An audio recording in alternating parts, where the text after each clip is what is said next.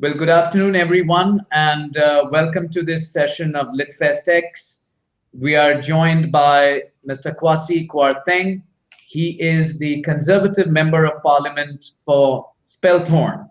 Have I pronounced that correctly, Kwasi? Spelthorne, that's right, that's right. Kwasi was born in London in 1975, and he studied at Eton College and Trinity in Cambridge.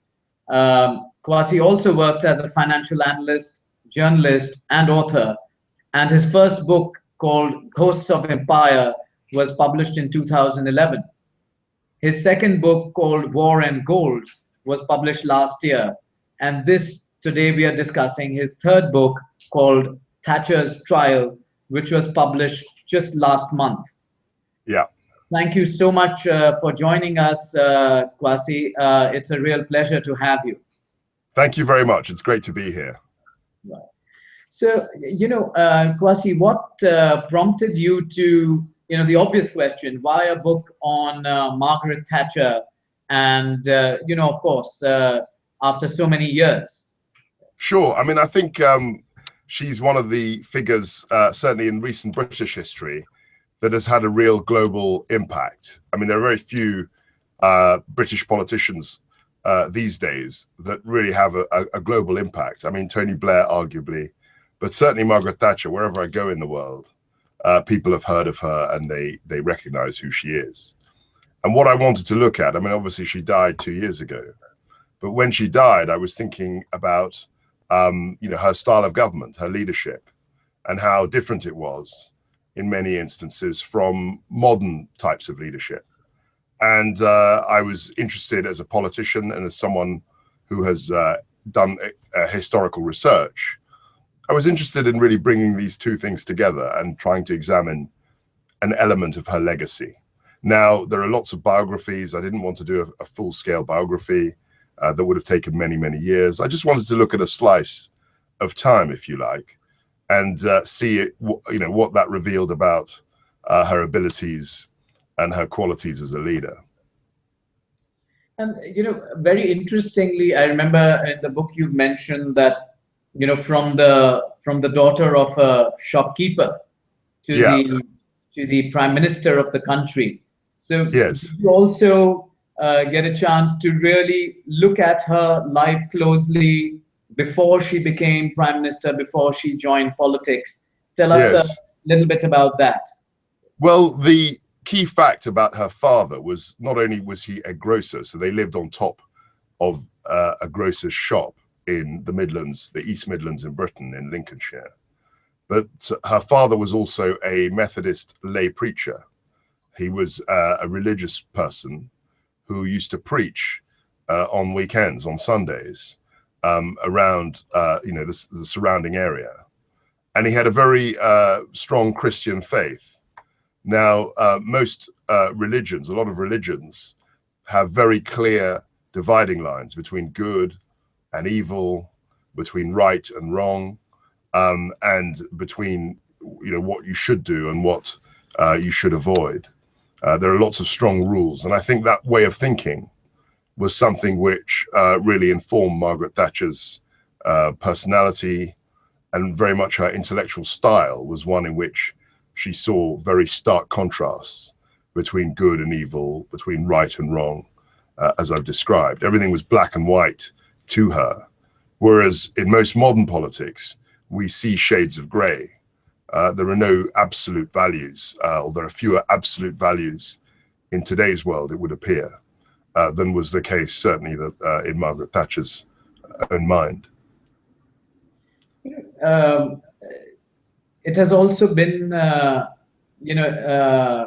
very critical in her time when she passed the budget. That's right. 1981. And that almost was like a landmark budget that time, which obviously led to a lot of negativity as well. That's right. So tell us a little bit about that period, and what do you think really worked for her? Post that period of negativity. The period I look at in my book is 1981, and so you've got to remember in 1981 she'd only been prime minister for 2 years. The British economy wasn't going very well. People were openly talking about Thatcher being just a one-term prime minister, really just a flash in the pan, an experiment. And you have to remember that, of course, she was the first female leader in the Western world. I mean, I know in Asia, you had Indira Gandhi and in Sri Lanka, but in the Western Europe and even in the United States, Margaret Thatcher was a real pioneer. So in 1981, things were very difficult. People thought that the idea of a female prime minister, they were getting used to it, but it was something that was in many ways an experiment. And she was confronted with a lot of difficult choices. The budget, as I said, was very difficult because public spending had got out of control, but she wanted to reduce that, which she did. And she actually managed to raise taxes in the middle of a recession, which is very unusual and went contrary to a lot of the economic theory, the Keynesian, if you like, economic theory of the time. So the budget happens in March, and immediately, really after March, the budget, there is almost a sense of political crisis. There was the Social Democratic Party that was splitting off from Labour, but was attracting a lot of support from disaffected conservatives. You had something which is often forgotten now, but you had hunger strikes in Northern Ireland. Bobby Sands actually was on a hunger strike for 3 months and died in May that year. And this put a lot of international pressure, certainly from America and other parts of the world, on Margaret Thatcher's government. You also had not just the formation of the SDP, but the hunger strikes. You had urban riots, and many of those riots had a racial element. You had young, disaffected black youths in Brixton in April and in Toxteth in July, who were taking to the streets and expressing their anger at police discrimination. 1981 was a very difficult time, and my little book, it's a short book. It's very easy, doesn't take very long to read. My little book shows exactly the kind of tensions and her spirit, if you like, in terms of how to deal with these problems. And what I've found in the research was that she reduced all these problems into very binary propositions, as I've said, good or evil. The choices were very easy for her, which for other politicians would have been more difficult. They would have tried to compromise. They would have tried to maybe seek a way through. But the way she thought about the world meant that she was quite rigid. And in a funny way, this rigidity, this clarity managed to push her through what was a very difficult time. So do you think this was the time that sort of earned her the nickname of the Iron Lady? The Iron Lady is interesting. I mean, the Iron Lady actually comes from when she was leader of the opposition. And she gave a speech, I think in 1976 or 7, about the threat from the Soviet Union. And it was a very uncompromising speech. I think it was in the Kensington and Chelsea Town Hall, or Chelsea Town Hall, I think it was. But it was a very uncompromising speech where she said essentially that, the Soviet Union was a terrible thing and all the rest of it. And it was Pravda, the Soviet newspaper, who dubbed her the Iron Lady of the Western world. And of course, like a lot of nicknames, it stuck and was something which, she quite enjoyed having that reputation. Now, that name came from, I think, the late 70s, the mid to late 70s. I'm certain of that. But certainly by 1981, she showed a lot of those qualities, which again, she would show in the Falklands in 1982 and really characterized her whole tenure as Prime Minister. And it was Iron Lady because she was uncompromising. She was quite relentless. She wouldn't compromise with evil as she saw it.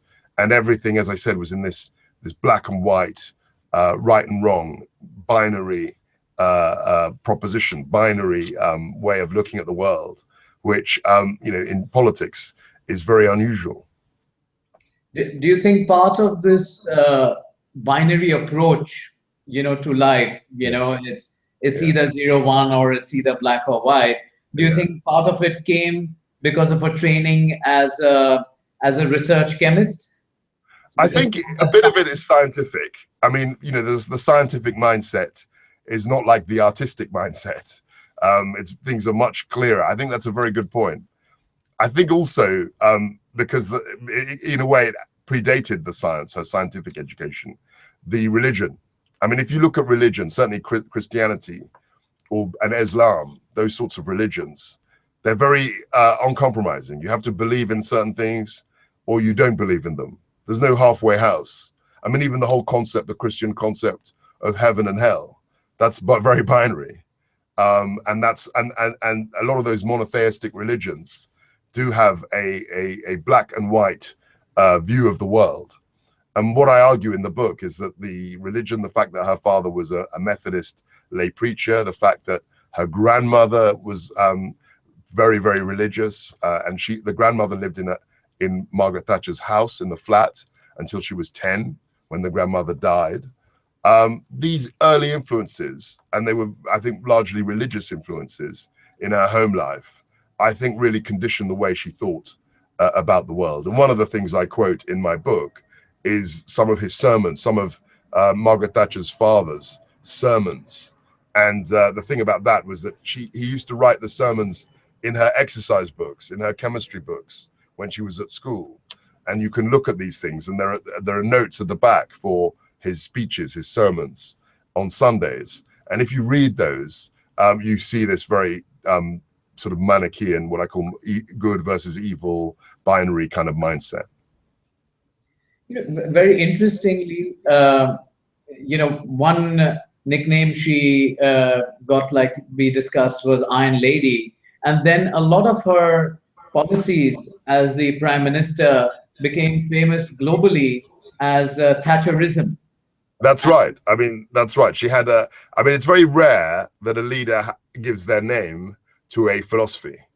That doesn't happen that much. I mean, occasionally, but you don't really have even Clintonism or Reaganism. These words don't really mean much. But Thatcherism is very clear what it means. And I think what you say is very much a testament to that intellectual style, because it was very clear. And people who were working with her as civil servants in her government would always say that it was very clear what she wanted. You didn't have to second guess what the leader wanted, because she had a certain approach that was very, very clear and that everyone understood. And people hated it as well. I mean, it's not to say that this was universally popular. I mean, it did arouse a lot of antagonism, but in a way she liked that. That's the whole point. She liked having very clear lines, and she liked to say, you know, these people are on my side and these people are against me. And that's how she did politics. And people said it was divisive, and I suppose it was quite divisive, but she saw that as a strength. You know, coming to what you just mentioned about some of her policies and her approach being divisive, you know, in 1981, there was also this period post the budget where the Conservative Party got really, really sort of internally torn. That's right. I mean, there were people in the Conservative Party who wanted a more moderate approach. I mean, they were called the Wets. She called them the Wets. Because they weren't stiff, they weren't strong, and you know, in any party, I mean, I've seen follow politics in India. There's a huge range of views within a particular party, and one of the secrets, one of the challenges of leadership, is trying to keep everyone together. I mean, a good political leader will keep all the factions within his or her party together, and Thatcher struggled to do this in 1981, partly because people saw her policies as being quite extreme. But in a way, what helped her was this clarity, I think. I think the fact that people knew where she stood, she was very honest, meant that you know, that there was a lot of people trusted her. More people trusted her than were against her. And that was the sign of her leadership. I mean, there are different leadership styles, and this is a very important point. I mean, most leadership styles are consensual. You know, a leader will try and come to some sort of compromise which everyone can agree with. Her leadership style was slightly different. She marked out very clear positions, and she thought that with the clarity and conviction, she could inspire people to follow her. And that was very much, you know, her leadership style, which one could argue, certainly in my period, and was successful. Since you mentioned her leadership style and how that probably saw her through that period, that was a very interesting 6 months which you have written about That's right. in your book. I mean, take us through, what were the sort of highlights or the real sort of sticky points which she had to battle during those 6 months. Yeah, I mean, I mentioned some of them. I mean, I think there were a number of factors. I mean, for the start, she was a very unconventional leader. I mentioned the fact that she was a woman, which was the first Western leader to be a woman, which was a remarkable achievement 35 years ago. And so there was a sort of skepticism about whether she could actually do the job, whether she could actually do a full term. So that was the initial circumstances in which she was thrust into. And so there were elements of people of the party that were never really reconciled to her leadership. That's the first point. The second point was that ideologically she was quite different from some of the more patrician, some of the more upper class values that the leaders of the party had held. I said she was the daughter of a shopkeeper. This was unusual for the Conservative Party. They tended to be people of slightly more wealth, the leaders, and more, they've been privately educated at schools that I went to, like Eton and these places, and they had a very different style. And so this has to be remembered when you look at 1981. In 1981 itself, as I've said, there were riots, there were urban riots, there was economic hardship, unemployment was increasing, the Ireland situation was almost as bad as it had ever been. And there was this internal dissent within the party, within the Conservative Party. The Labour Party split, the Social Democratic Party was born, and looked at one point to be threatening the Conservatives, getting moderate Conservatives. There were lots of things going on. And really the end of the book is marked by her reshuffle. She did a cabinet reshuffle where she essentially reasserted her control of the cabinet and put in people who were more in her mold, lower middle class people who'd been to not from such a high born backgrounds, people more modest in terms of their social origin.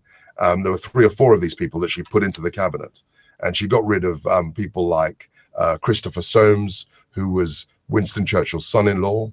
She fired him, and so she kind of remolded the government slightly more in her own image. And that really marks the end of my book. It shows how, through a very difficult period, she sought to reassert herself. And there were, one sticky point as well. If you remember, if we look into the book, was in July 1981, and there was a big cabinet meeting, and she was trying to reduce expenditure by something like £5 billion, which was a lot of money in those days. And there was a cabinet revolt, and it's a very famous cabinet meeting on the 23rd of July, 1981. And lots of people around the cabinet simply refused to back the Prime Minister in her attempt to have these large cuts to the budget. So she was really forced at that point to consider doing a reshuffle, to consider sacking ministers. And so that was the meeting on the 23rd of July. By the 14th of September, so less than 2 months later, after the summer break, she struck and she reshaped the cabinet and fired these people. And that's really marks the end of my investigation, if you like. My searchlight onto this period is ended really by this reshuffle. So again, you would say that reshuffle was again in many ways a staunch binary response to say that she would want to stand by her then stated policies. That's right. Engaging in budget cuts, even at the risk of losing or having to change a large part of the cabinet. Yeah, she had to. The problem she had was that because it was so extraordinary when she became leader in 75, for a long period in opposition, she had to keep people in the shadow cabinet, senior people, who were not necessarily, temperamentally at least, supporting her policy. They were people who were skeptical about her. And they were people who were slightly older, they were male, they were people who'd fought in the Second World War. They had a different set of values, and they'd had very different experiences. And she was very much like the new kid on the block. She had to keep some of these people. And I think by 1981, by the end of the period that I describe and that I write about, she was really much coming into her own. She was someone who thought she could stand on her own 2 feet. She needed 1 or 2 of these people, these elder statesmen, but she was much more willing to let some of them go and forge her own path. And that's what she began to do, certainly at the end of the period, certainly at the end of 1981. So in many ways, would one be correct in saying that the budget period and the 6 months post in 1981 really became like an acid test for her, which then allowed her to experiment and do a variety of things. That's right. And I mean, the extraordinary, I think you're absolutely right. The extraordinary thing about psychology is that, success breeds success.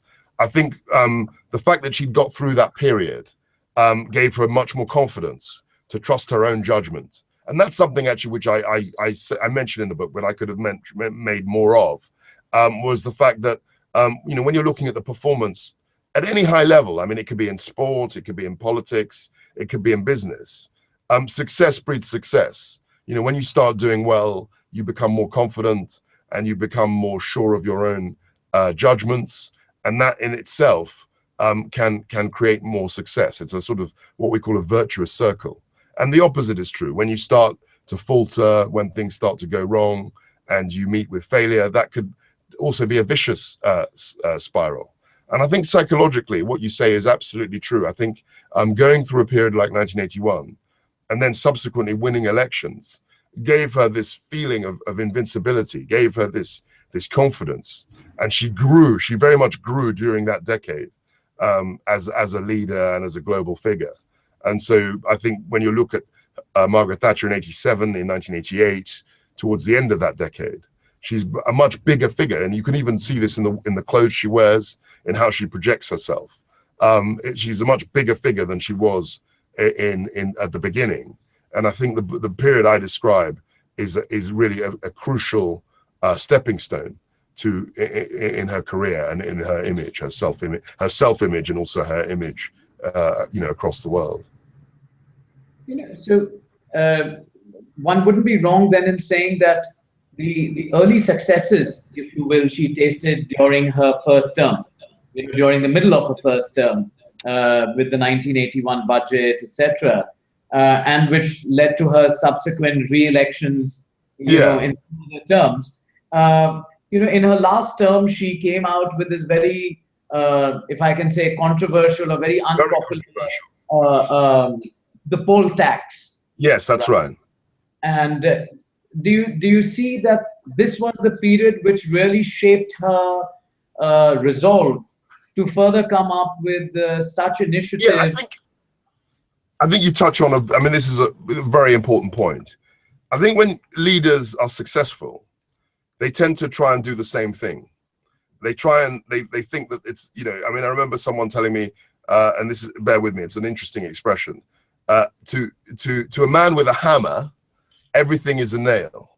Okay. Do you see what I mean? So you're using the same technique to push through, to achieve your goals. And she'd seen opposition at every stage, and she was used to knocking it and confronting it.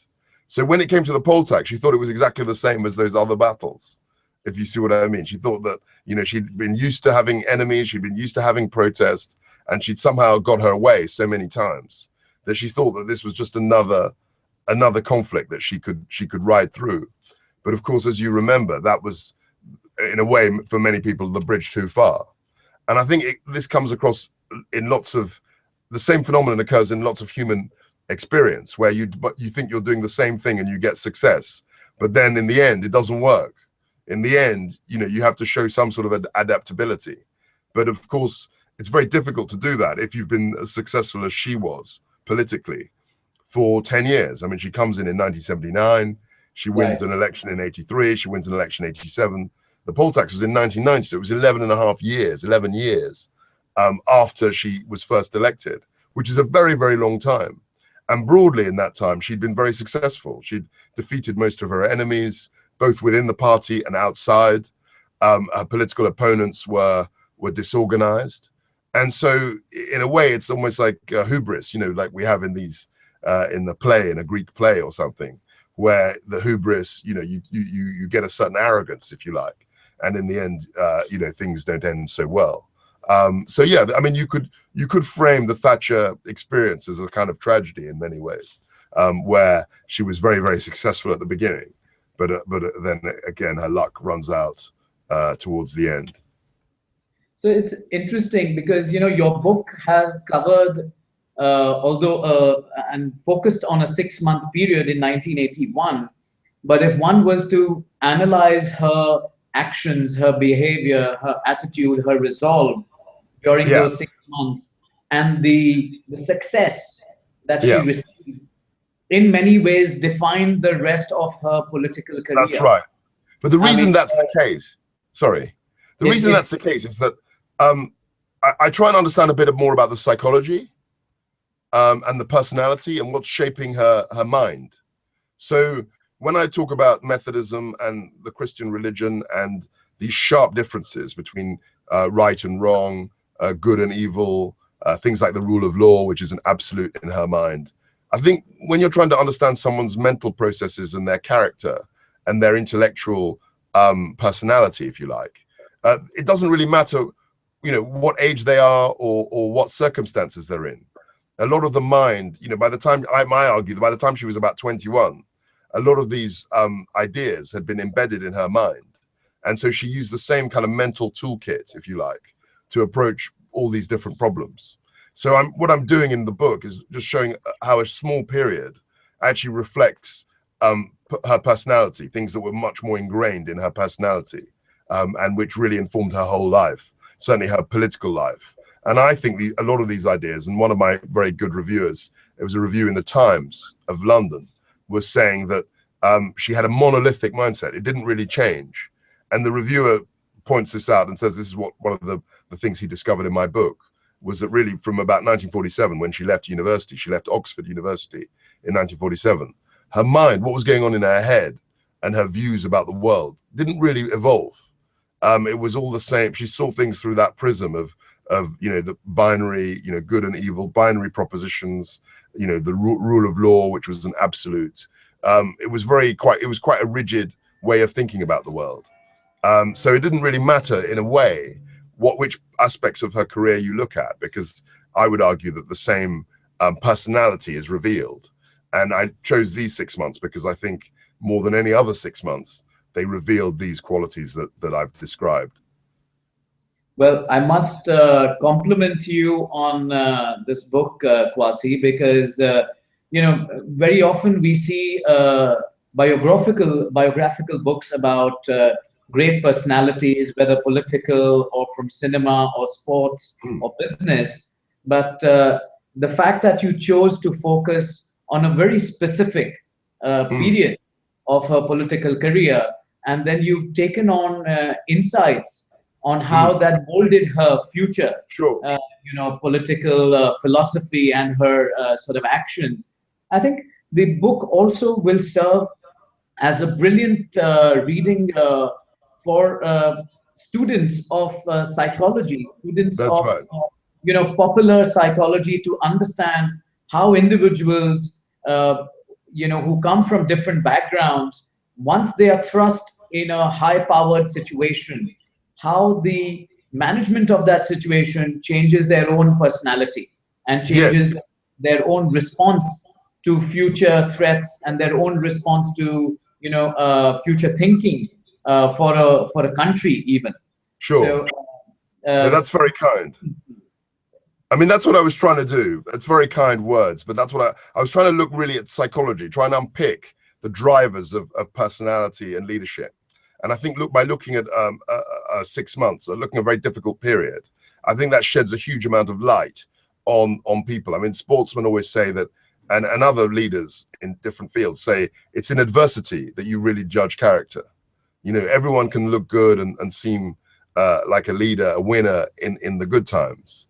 But really, the real test of character and your mental toughness is in bad times. And that's why I wanted to focus on these 6 months, which threw up so many challenges for Margaret Thatcher.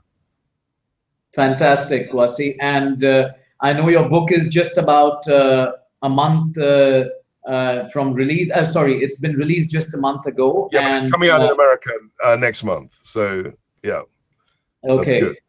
And we hope that it becomes a bestseller. I hope so. You certainly have put in a very different angle and a very different perspective about a global leader whom everyone has known for a while, but I'm sure you've covered some really interesting aspects. Thank you very much. On a parting note, would you like to say something about LitFestx, the virtual literary festival? I think this is an incredibly impressive innovation. This is the first thing of this kind I've ever done. I think it's remarkable. I'm amazed. It's very convenient. It's very relaxing to talk to you like this. And I think this is going to go from strength to strength. I think it's a brilliant idea. I think it's been very well executed. You can bring people from all over the world. And it's a terrific concept. And I hope you can develop it and it can grow in the years ahead. Thank you. Thank you so much, Kwasi. My company, LeapVault, we've been working on this concept for a while now. And thanks to the support from authors such as yourself, we are able to provide a wide array of great literature, great books, and great writing to viewers across the world. We look forward to featuring you again sometime. Thank you very much. I hope so. Thank you so much. Bye now. Bye-bye. Bye. Bye.